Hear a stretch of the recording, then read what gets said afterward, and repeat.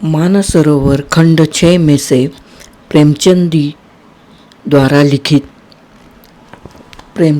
द्वारा लिखित सौभाग्य के कोड़े नाम की कथा। लड़के क्या अमीर के हो क्या गरीब के, विनोदशील हुआ ही करते हैं। उनकी चंचलता बहुधा उनकी दशा और स्थिति की परवाह नहीं करती। नथुआ के माँ बाप दोनों मर चुके थे। अनाथों की भांति वह राय भोलानाथ के द्वार पर पड़ा रहता था। राय साहब दयाशील पुरुष थे। कभी कभी एक आधा पैसा दे देते। खाने को भी घर में इतना जूठा बचता था कि ऐसे ऐसे कई अनाथ पल सकते थे। पहनने को भी उनके लड़के के उतारे मिल जाते थे। इसलिए नथुआ अनाथ होने पर भी दुखी नहीं था।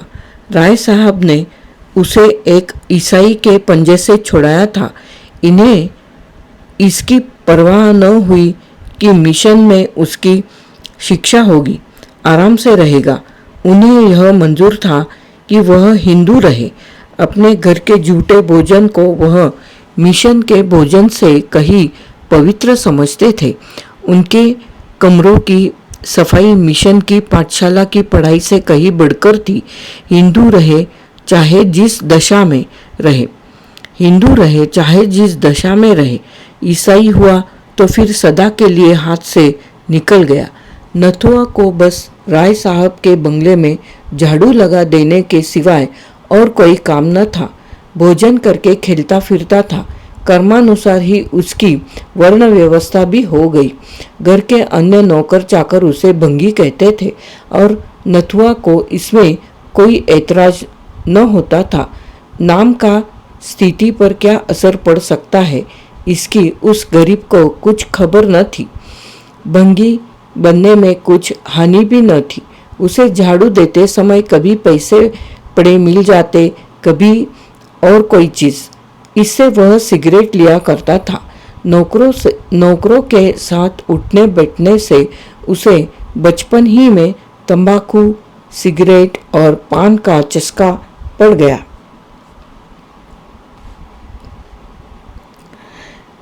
राय साहब के घर में यो तो बालकों और बालिकाओं की कमी न थी।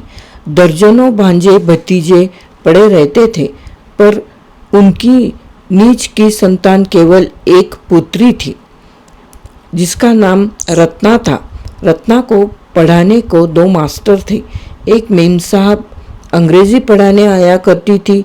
राय साहब की यह हार्दिक अभिलाषा थी कि रत्ना सर्वगुण संपन्न हो और जिस घर में जाए उसकी लक्ष्मी बने। वह उसे अन्य बालकों के साथ न रहने देते। उसके लिए अपने बंगले में 2 कमरे अलग कर दिए थे, एक पढ़ने के लिए, दूसरा सोने के लिए।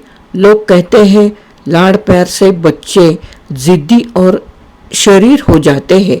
रत्ना इतने लाड़ प्यार पर भी बड़ी सुशील बालिका थी। किसी नौकर को रे न पुकारती, किसी भिखारी तक को न दुत्कारती।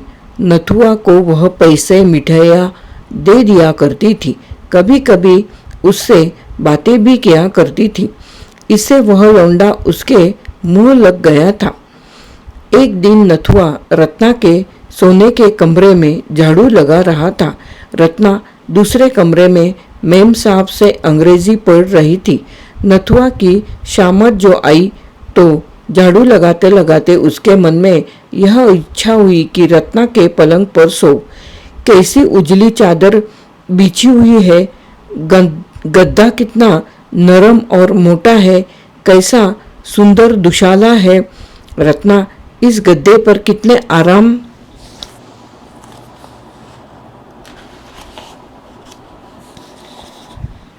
आराम से सोती है, जैसे चिड़िया के बच्चे घोंसले में। तभी तो रत्ना के हाथ इतने गोरे और कोमल है। मालूम होता है देह में रुई भरी हुई है।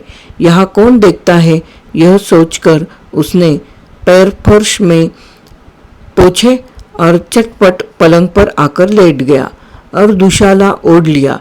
गर्व और आनंद से उसका हृदय पुलकित हो गया। वह मारे खुशी के 2-3 बार पलंग पर उछल पड़ा। उसे ऐसा मालूम हो रहा था मानो मैं रुई में लेटा हूँ। जिधर करवट लेता था देह अंगुल भर धस जाती। यह स्वर्गीय सुख मुझे कहाँ नसीब। मुझे भगवान ने राय साहब का बेटा क्यों न बनाया। सुख का अनुभव होते ही उसे अपनी दशा का वास्तविक ज्ञान हुआ और चित्त क्षुब्ध हो गया। एकाएक राय साहब किसी जरूरत से कमरे में आए तो नथुआ को रत्ना के पलंग पर लेटे देखा।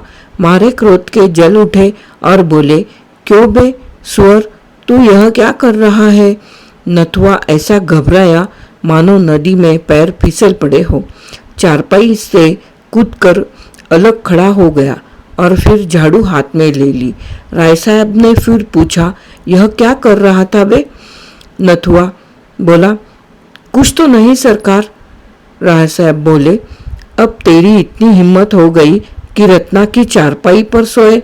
नमक हराम कहीं का। ला मेरा हंटर मंगवा कर राय साहब ने नथुआ को खूब पिटा। बेचारा हाथ जोड़ता था, पैरों पड़ता था, मगर राय साहब का क्रोध शांत होने का नाम न लेता था। सब नौकर जमा हो गए और नथुआ के जले पर नमक छिड़कने लगे। राय साहब का क्रोध और भी बढ़ा। हंटर हाथ से फेंक कर ठोकरों से मारने लगे। रत्ना ने यह रोना सुना तो दौड़ी हुई आई और समाचार सुनकर बोली, दादाजी बेचारा मर जाएगा, अब इस पर दया कीजिए। राय साहब बोले, मर जाएगा, उठवा कर फेंकवा दूंगा, इस बदमाशी का मजा तो मिल जाएगा। रत्ना बोली, मेरी ही चारपाई थी ना, मैं उसे क्षमा करती हूँ। राय साहब बोले, जरा देखो तो अपनी चारपाई की गत, पाजी के बदन की मैल भर गई होगी, भला इसे सूझी क्या। क्यों बे, तुझे सूझी क्या। यह कहकर राय साहब फिर लपके, मगर नथुआ आकर रत्ना के पीछे दुबक गया। इसके सिवा और कहीं शरण न थी। रत्ना ने रोककर कहा, दादाजी मेरे कहने से अब इसका अपराध क्षमा कीजिए। राय साहब बोले, क्या कहती हो रत्ना, ऐसे अपराधी कहीं क्षमा किए जाते हैं। खैर तुम्हारे कहने पर छोड़ देता हूँ, नहीं तो आज जान लेकर छोड़ता। सुन बे नथुआ, अपना भला चाहता है तो फिर यहाँ न आना, इसी दम निकल जा सुअर नालायक। नथुआ प्राण छोड़कर भागा, पीछे फिरकर न देखा। सड़क पर पहुंचकर वह खड़ा हो गया। यहाँ राय साहब उसका कुछ नहीं कर सकते थे। यहाँ सब लोग उसकी मुंह देखी तो न कहेंगे, कोई तो कहेगा कि लड़का था, भूली तो हो गई, तो क्या प्राण ले लीजिएगा। यहाँ मारे तो देखूं, गाली देकर भागूंगा, फिर कौन मुझे पा सकता है। इस विचार से उसकी हिम्मत बंधी। बंगले की तरफ मुंह करके जोर से बोला, यहाँ आओ तो देखे। फिर भागा कि कहीं राय साहब ने सुन न लिया हो। नथुआ थोड़ी ही दूर गया था कि रत्ना की मेम साहिबा अपने टमटम पर सवार आती हुई दिखाई दी। उसने समझा शायद मुझे पकड़ने आ रही है, फिर भागा। किंतु जब पैरों में दौड़ने की शक्ति न रही तो खड़ा हो गया।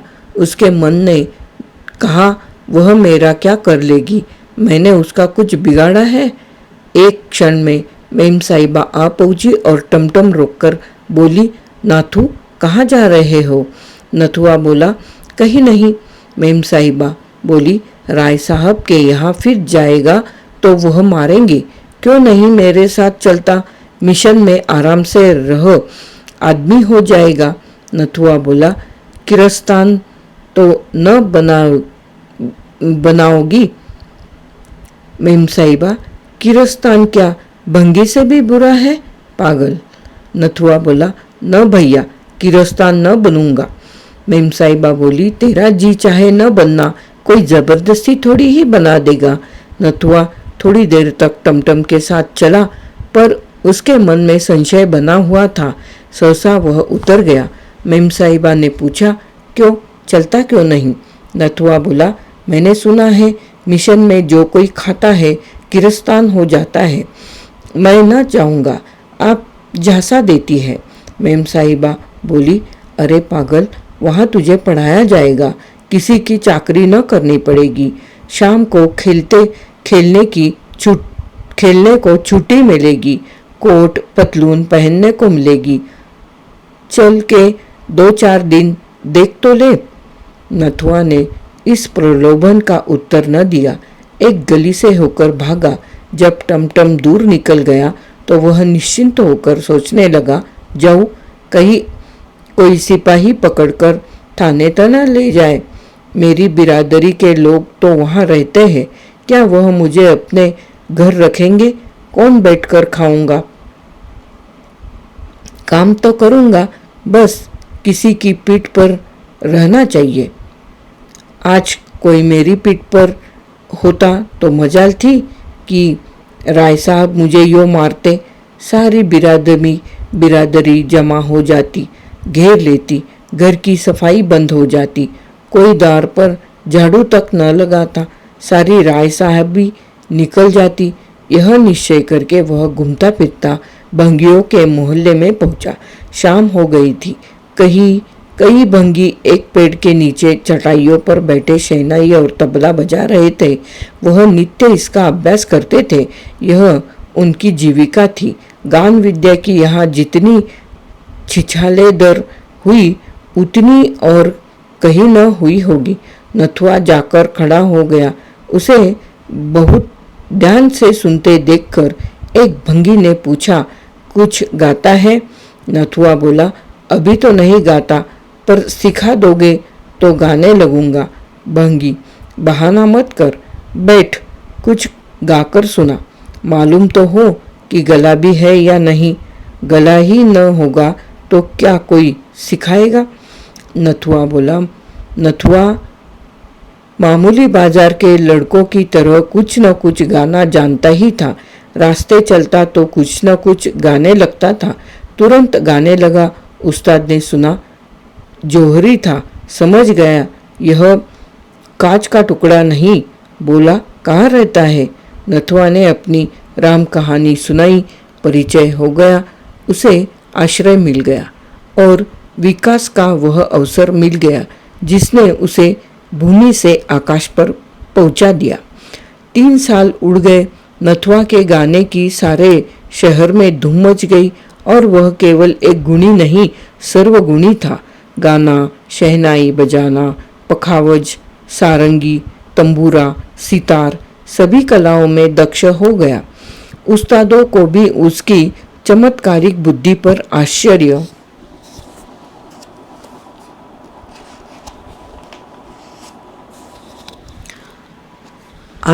होता था। ऐसा मालूम होता था कि उसने पहले ही पढ़ी हुई विद्या दोहरा ली है। लोग 10-10 सालों तक सितार बजाना सीखते रहते हैं और नहीं आता। नथुआ को 1 महीने में उसके तारों का ज्ञान हो गया। ऐसे कितने ही रत्न पड़े हुए हैं जो किसी पारखी से भेंट न होने के कारण मिट्टी में मिल जाते हैं। संयोग से इन्हीं दिनों ग्वालियर में एक संगीत सम्मेलन हुआ। देशांतरों से संगीत के आचार्य निमंत्रित हुए। उस्ताद घुरे को भी न्योता मिला। नथुआ इन्हीं का शिष्य था।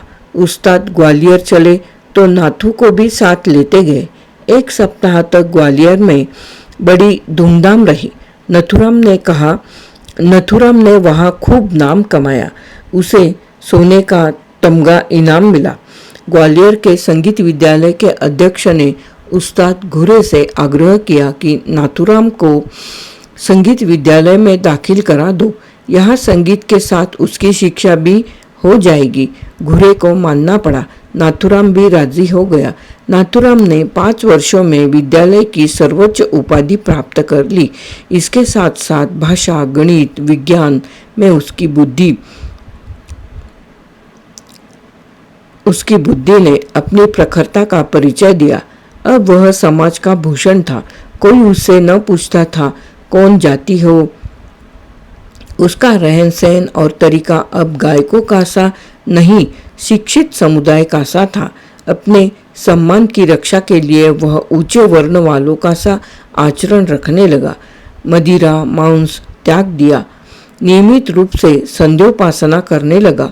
कोई कुलीन ब्राह्मण भी इतना आचार विचार न करता होगा। नाथुराम तो पहले ही उसका नाम हो चुका था, अब उसका कुछ और सुसंस्कार हुआ। वह नाथुराम आचार्य मशहूर हो गया। साधारणतः लोग उसे आचार्य ही कहा करते थे। राज दरबार से उसे अच्छा वेतन मिलने लगा। 18 वर्ष की आयु में इतनी ख्याति विरले ही किसी गुणी को नसीब होती है, लेकिन ख्याति, प्रेम वह प्यास है जो कभी नहीं बुझती। वह अगस्त्य ऋषि की भांति सागर को पीकर भी शांत नहीं होती। महाशय आचार्य ने यूरोप को प्रस्थान किया। वह पाश्चात्य संगीत पर भी अधिकृत होना चाहते थे। जर्मनी के सबसे बड़े संगीत विद्यालय में दाखिल हो गए और 5 वर्षों के निरंतर परिश्रम और उद्योग के बाद आचार्य की पदवी लेकर इटली की सैर करते हुए ग्वालियर लौट आए और उसके एक ही सप्ताह के बाद मदन कंपनी ने उन्हें 3000 रुपये मासिक वेतन पर अपनी शाखाओं का निरीक्षक नियुक्त किया। वह यूरोप जाने के पहले ही 1000 रुपये जमा कर चुके थे। यूरोप में भी ओपेराओं और नाट्यशालाओं में उनकी खूब आवभगत हुई थी। कभी कभी एक दिन में इतनी आमदनी हो जाती थी जितनी यहाँ के बड़े से बड़े गवैयों को बरसों में भी नहीं होती। लखनऊ से विशेष प्रेम होने के कारण उन्होंने वही निवास करने का निश्चय किया। आचार्य महाशय लखनऊ पहुँचे तो उनका चित्त गदगद हो गया। यही उनका बचपन बीता था। यही एक दिन वह अनाथ थे।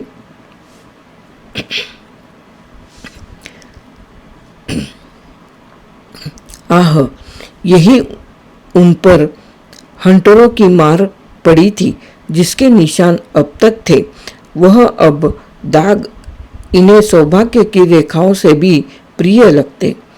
यथार्थ में यह कोड़े की मार उनके लिए शिव का वरदान थी। राय साहब के प्रति अब उनके दिल में क्रोध या प्रतिकार लेशमात्र भी न था। उनकी बुराइयां वह भूल गए थे, भलाइयां याद रह गई थी और रत्ना तो उन्हें दया और वात्सल्य की मूर्ति सी याद आती। विपत्ति पुराने घावों को बढ़ाती, संपत्ति उन्हें भर देती है।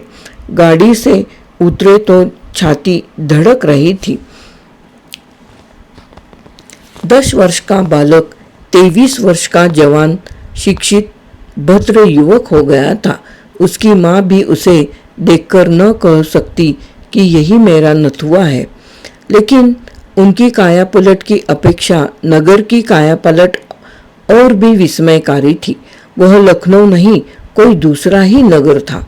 स्टेशन से बाहर निकलते ही देखा कि शहर के कितने ही छोटे बड़े आदमी उनका स्वागत करने को खड़े हैं।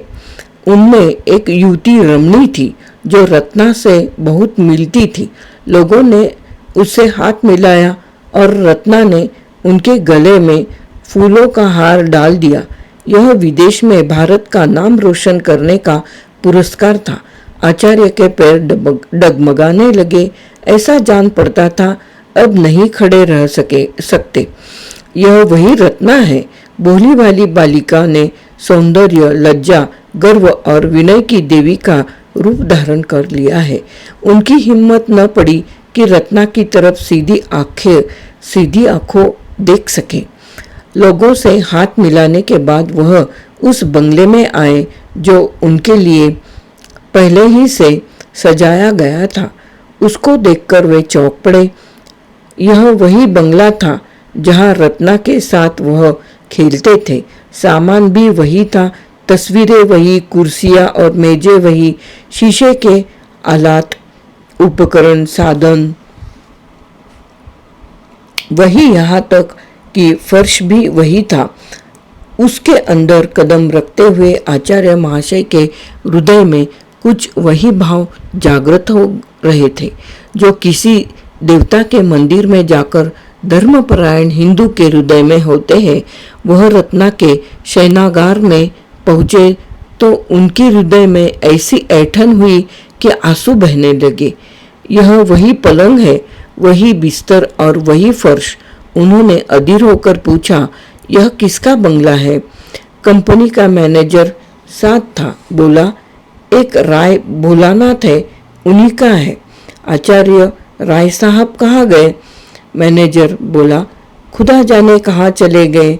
यह बंगला कर्ज की इल्लत में नीलाम हो रहा था। मैंने देखा, हमारे थिएटर से करीब है। अधिकारियों से खतो किताबत की और इसे कंपनी के नाम खरीद लिया। 40,000 में यह बंगला सामान समेत लिया गया। आचार्य बोला, मुफ्त मिल गया। तुम्हें राय साहब की कुछ खबर नहीं? मैनेजर बोले, सुना था कि कहीं तीर्थ करने गए थे, खुदा जाने लौटे या नहीं। आचार्य महाशय जब शाम को सावधान होकर बैठे तो एक आदमी से पूछा, क्यों जी, उस्ताद घुरे का भी हाल जानते हो? उनका नाम बहुत सुना है। आदमी ने सकरुण भाव से कहा, खुदाबंद उनका हाल न पूछिए। शराब पीकर घर आ रहे थे, रास्ते में बेहोश होकर सड़क पर गिर पड़े। उधर से एक मोटर गाड़ी आ रही थी, ड्राइवर ने देखा नहीं, गाड़ी उनके ऊपर से निकल गई। सुबह को लाश मिली। खुदाबंद अपने फन में एक था, अब उसकी मौत से लखनऊ वीरान हो गया। अब ऐसा कोई नहीं रहा जिस पर लखनऊ को घमंड हो। नथुआ नाम के एक लड़के को उन्होंने कुछ सिखाया था और उससे हम लोगों को उम्मीद थी, एक उम्मीद थी कि उस्ताद का नाम जिंदा रखेगा, पर वह यहाँ से ग्वालियर चला गया, फिर पता नहीं कि कहाँ गया। आचार्य महाशय के प्राण सूखे जाते थे कि अब बात खुली, अब खुली। दम रुका हुआ था, जैसे कोई तलवार लिए सिर पर खड़ा हो। बारे कुशल हुई, घड़ा चोट खाकर भी बच गया। आचार्य महाशय उस घर में रहते थे, किंतु उसी तरह जैसे कोई नई बहू अपने ससुराल में रहे। उनके हृदय से पुराने संस्कार न मिटते थे। उनकी आत्मा इस यथार्थ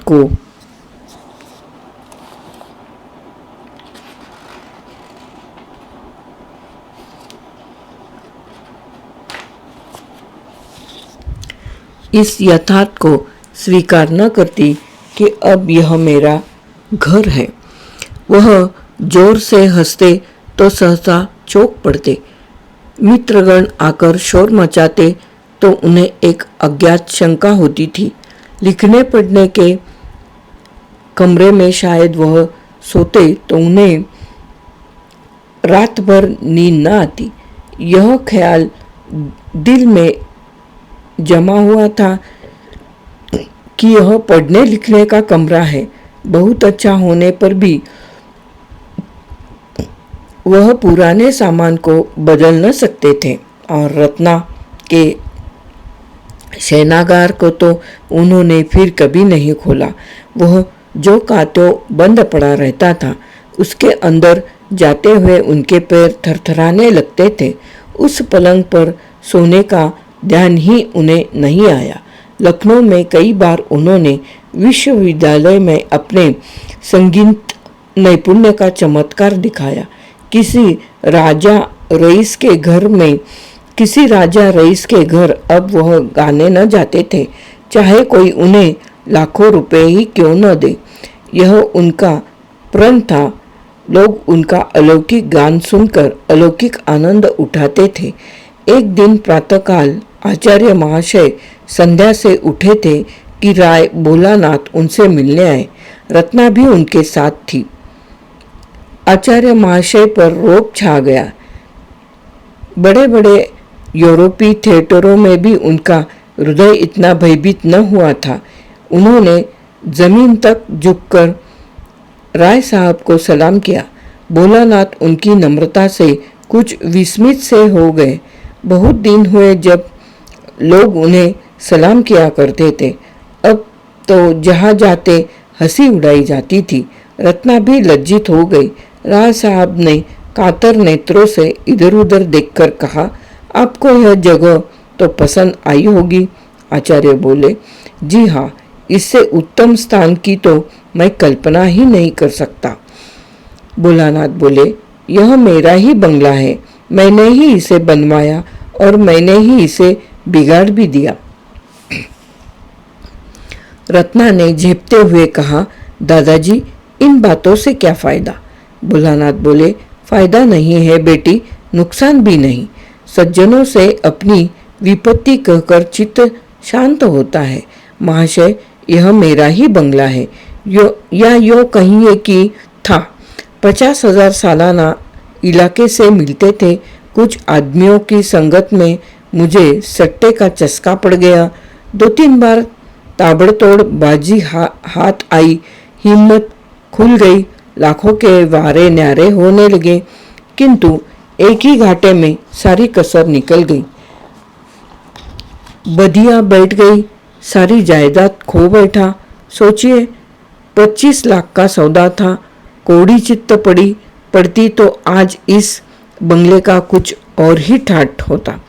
नहीं तो अब पिछले दिनों को याद कर कर के हाथ मलता हूँ। मेरी रत्ना को आपके गाने से बड़ा प्रेम है। जब देखो आप ही की चर्चा करती है। इसे मैंने बीए तक पढ़ाया। रत्ना का चेहरा शर्म से लाल हो गया। बोली, दादाजी, आचार्य महाशय मेरा हाल जानते हैं, उनको मेरे परिचय की जरूरत नहीं। महाशय क्षमा कीजिएगा, पिताजी उस घाटे के कारण कुछ अव्यवस्थित चित्त से हो गए हैं। वह आपसे यह प्रार्थना करने आए हैं कि यदि आपको कोई आपत्ति न हो तो वह कभी कभी इस बंगले को देखने आया करे, इससे उनके आंसू पूछ जाएंगे। उन्हें इस विचार से संतोष होगा कि मेरा कोई मित्र इनका स्वामी है। बस यही कहने के लिए यह आपकी सेवा में आए हैं। आचार्य ने विनयपूर्ण शब्दों में कहा, इसके पूछने की जरूरत नहीं है। घर आपका है, जिस वक्त जी चाहे शौक से आए, बल्कि इसकी इच्छा हो तो आप इसमें रह सकते हैं। मैं अपने लिए कोई दूसरा स्थान ठीक कर लूँगा। राय साहब ने धन्यवाद दिया और चले गए। वह दूसरे तीसरे दिन यहाँ जरूर आते और घंटों बैठे रहते। रत्ना भी उनके साथ अवश्य आती। फिर वह एक बार प्रतिदिन आने लगे। एक दिन उन्होंने आचार्य महाशय को एकांत में ले जाकर पूछा, क्षमा कीजिएगा, आप अपने बाल बच्चों को क्यों नहीं बुला लेते? अकेले तो आपको बहुत कष्ट होता होगा। आचार्य बोला, मेरा तो अभी विवाह नहीं हुआ और न करना चाहता हूँ। यह कहते ही आचार्य महाशय ने आंखें नीची कर ली। भोलानाथ बोले, यह क्यों? विवाह से आपको क्यों द्वेष है? आचार्य बोला, कोई विशेष कारण तो नहीं बता सकता, इच्छा ही तो है। भोलानाथ बोला, आप ब्राह्मण हैं? आचार्य का रंग उड़ गया। उन्होंने सशंक होकर कहा, यूरोप की यात्रा के बाद वर्णभेद नहीं रहता। जन्म से चाहे जो कुछ हूँ, कर्म से तो शूद्र ही हूँ। भोलानाथ बोले, आपकी नम्रता को धन्य है। संसार में ऐसे सज्जन लोग भी पड़े हुए हैं। मैं भी कर्मों से ही वर्ण मानता हूँ। नम्रता, शील, विनय, आचार, धर्मनिष्ठा, विद्या, प्रेम, यह बस ब्राह्मणों के गुण है और मैं आपको ब्राह्मण ही समझता हूँ। जिसमें यह गुण नहीं वह ब्राह्मण नहीं, कदापि नहीं। रत्ना को आपसे बड़ा प्रेम है। आज तक तो कोई पुरुष उसकी आंखों में नहीं जचा, किंतु आने उसे वशीभूत कर लिया। किंतु आपने उसे वशीभूत कर लिया। इस दुष्टता को क्षमा कीजिएगा। आपके माता पिता? आचार्य बोले, मेरे माता पिता तो आप ही है। जन्म किसने दिया यह मैं स्वयं नहीं जानता। मैं बहुत छोटा था तभी उनका स्वर्गवास हो गया। भोलानाथ बोले, आह, वह आज जीवित होते तो आपको देखकर उनकी गज भर की छाती होती। ऐसे सपूत बेटे कहाँ होते हैं। इतने में रत्ना की एक कागज लिए हुए आई इतने में रत्ना एक कागज लिए हुए आई और राय साहब से बोली, दादाजी, आचार्य महाशय काव्य रचना भी करते हैं। मैं इनकी मेज पर से यह उठा लाई हूँ। सरोजिनी नायडू के सिवा ऐसी कविता मैंने और कहीं नहीं देखी। आचार्य ने छिपी हुई निगाहों से एक बार रत्ना को देखा और झेपते हुए बोले, यूं ही कुछ लिख लिया था, मैं काव्य रचना क्या जानूं। प्रेम से दोनों विवल हो रहे थे। रत्ना उसके गुणों पर मोहित थी, आचार्य उसके मोह के वशीभूत थे। अगर रत्ना उनके रास्ते में न आती तो कदाचित वह उससे परिचित भी न होते, किंतु प्रेम की फैली हुई बाहों का आकर्षण किस पर न होगा। ऐसा हृदय कहाँ है जिसे प्रेम जीत न सके। आचार्य महाशय बड़ी दुविधा में खड़े हुए थे। उनका दिल कहता था, जिस क्षण रत्ना पर मेरी असलियत खुल जाएगी उसी क्षण वह मुझसे सदैव के लिए मुंह फेर लेगी। वह कितनी ही उदार हो, जाति के बंधन को कितना ही कष्टमय समझती हो, किंतु उस घृणा से मुक्त नहीं हो सकती जो स्वभावतः मेरे प्रति उत्पन्न होगी। मगर इस बात को जानते हुए भी उनकी हिम्मत न पड़ती थी कि अपना वास्तविक स्वरूप खोलकर दिखा दे। आह, यदि घृणा ही तक होती तो कोई बात न थी, मगर उसे दुख होगा, पीड़ा होगी, उसका हृदय विदीर्ण हो जाएगा। उस दशा में न जाने क्या कर बैठे। उसे इस अज्ञात दशा में रहते हुए प्रणय पाश को दृढ़ करना उन्हें परले सिरे की नीचता प्रतीत होती थी। यह कपट है, दगा है, धूर्तता है जो प्रेमाचरण में सर्वथा निषिद्ध है।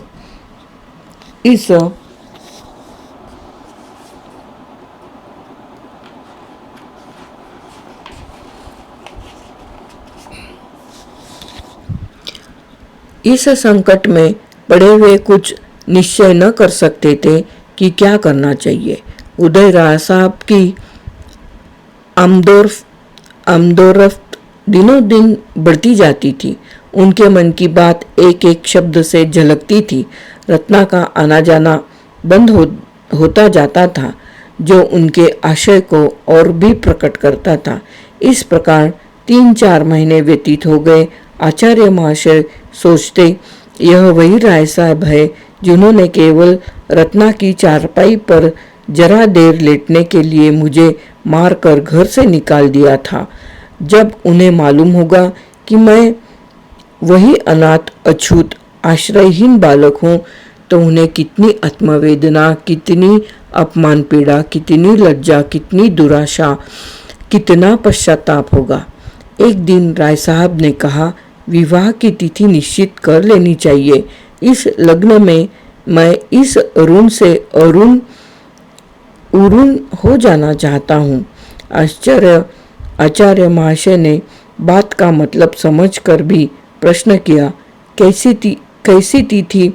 राय साहब बोले, यही रत्ना के विवाह की। मैं कुंडली का तो कायल नहीं, पर विवाह तो शुभ मुहूर्त में ही होगा। आचार्य भूमि की ओर ताकते रहे, कुछ न बोले। राय साहब, मेरी अवस्था तो आपको मालूम ही है। कुछ कन्या के सिवा और किसी योग्य नहीं हूँ। रत्ना के सिवा और कौन है जिसके लिए उठा रखता। आचार्य महाशय विचारों में मग्न थे।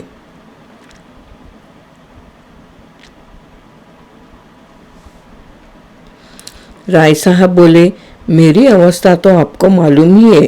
कुछ कन्या के सिवा और किसी के योग्य नहीं हूँ। रत्ना के सिवा और कौन है जिसके लिए उठा रखता। आचार्य महाशय विचारों में मग्न थे। राय साहब बोले, रत्ना को आप स्वयं जानते हैं। आपसे उसी की प्रशंसा करनी व्यर्थ है। वह अच्छी है या बुरी, उसे आपको स्वीकार करना पड़ेगा। आचार्य महाशय की आंखों से आंसू बह रहे थे। राय साहब, मुझे पूरा विश्वास है कि आपको ईश्वर ने उसी के लिए यहाँ भेजा है। मेरी ईश्वर से यही याचना है कि तुम दोनों का जीवन सुख से कटे। राय साहब बोले, मुझे पूरा विश्वास है कि आपको ईश्वर ने उसी के लिए यहाँ भेजा है। मेरी ईश्वर से यही याचना है कि तुम दोनों का जीवन सुख से कटे। मेरे लिए इससे ज़्यादा खुशी की और कोई बात नहीं हो सकती। इस कर्तव्य से मुक्त होकर इरादा है कि कुछ दिन भगवत भजन करो। गौण रूप से आप ही उस फल के भी अधिकारी होंगे। आचार्य ने अवरुद्ध कंठ से कहा, महाशय, आप मेरे पिता तुल्य है, पर मैं इस योग्य कदापि नहीं हूँ। राय साहब ने उन्हें गले लगाते हुए कहा, बेटा, तुम सर्वगुण संपन्न हो, तुम समाज के भूषण हो। मेरे लिए महान गौरव की बात है कि तुम जैसा दामाद पाओ। मैं आज तिथि आदि ठीक करके कल आपको सूचना दूंगा। यह कहकर राय साहब उठ खड़े हुए। आचार्य कुछ कहना चाहते थे पर मौका न मिला। यो कहो, हिम्मत न पड़ी, मनोबल न था, घृणा सहन करने की इतनी शक्ति न थी। विवाह हुए महीना भर हो गया।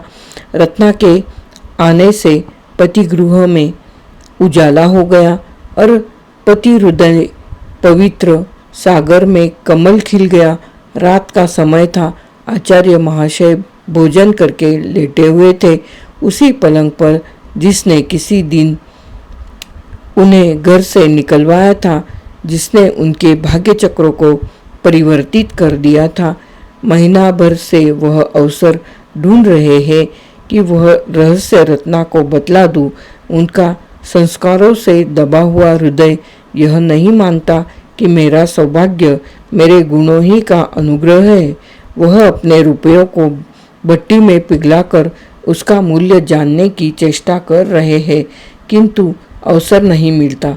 रत्ना जो ही सामने आ जाती, वह मंत्रमुग्ध से हो जाते।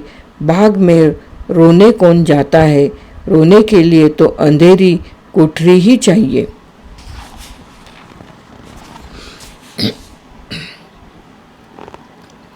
इतने में रत्ना मुस्कुराती हुई कमरे में आई।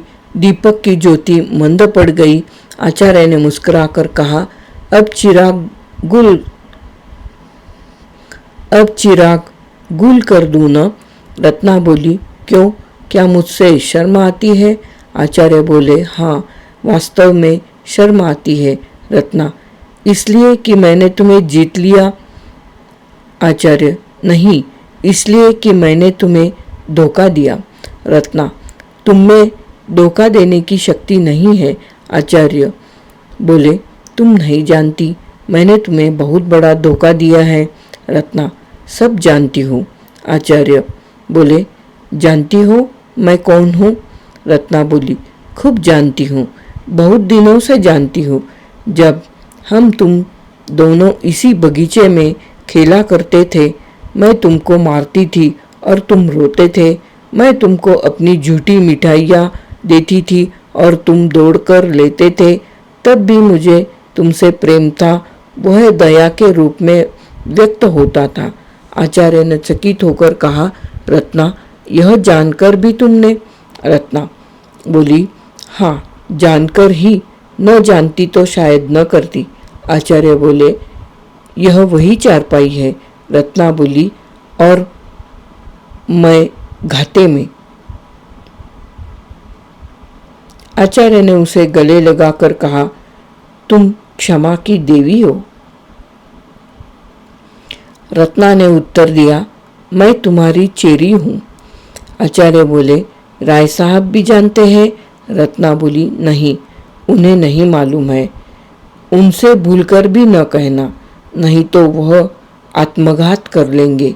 आचार्य बोले, वह कोड़े अभी तक याद है। रत्ना बोली, अब पिताजी के पास उसका प्रायश्चित्त करने के लिए कुछ नहीं रह गया। क्या अब भी तुम्हें संतोष नहीं हुआ?